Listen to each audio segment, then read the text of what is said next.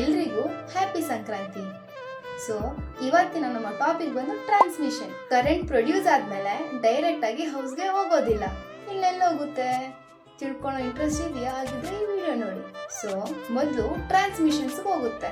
Transmission ಅಂದ್ರೆ ಏನು ಅಂತ ಗೊತ್ತಿದೆಯಾ? ಬನ್ನಿ ಸಿಂಪಲ್ ಆಗಿ ಹೇಳ್ತೀನಿ. ಕರೆಂಟ್ ಪ್ರೊಡ್ಯೂಸ್ ಆದ್ಮೇಲೆ ಡೈರೆಕ್ಟ್ ಹೌಸ್ಗೆ ಹೋಗಲ್ಲ, ಟ್ರಾನ್ಸ್ಮಿಷನ್ ಸಿಸ್ಟಮ್ ಹೋಗುತ್ತೆ.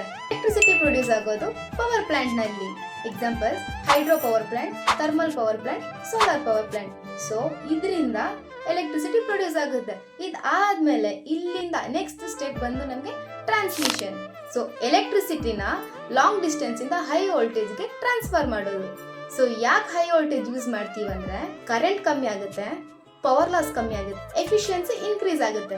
ಸೊ ಅದಕ್ಕೆ ಸ್ಟೆಪ್ ಅಪ್ ಟ್ರಾನ್ಸ್ಫಾರ್ಮರ್ ನ ಯೂಸ್ ಮಾಡಿ 11 kV ಇಂದ 132 kV, 220 kV, 400 kV ಮಾಡ್ತಾರೆ.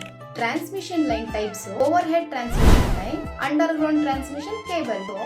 ನೆಕ್ಸ್ಟ್ ಸ್ಟೆಪ್ ಟ್ರಾನ್ಸ್ಮಿಷನ್ ಇಂದ ಸಬ್ ಸ್ಟೇಷನ್ ಹೋಗುತ್ತೆ. ಸೊ ಸಬ್ ಸ್ಟೇಷನ್ ಬಗ್ಗೆ ಗೊತ್ತಾಗ್ಬೇಕಿದ್ರೆ ನೆಕ್ಸ್ಟ್ ವಿಡಿಯೋಲಿ ಹೇಳ್ತೀನಿ.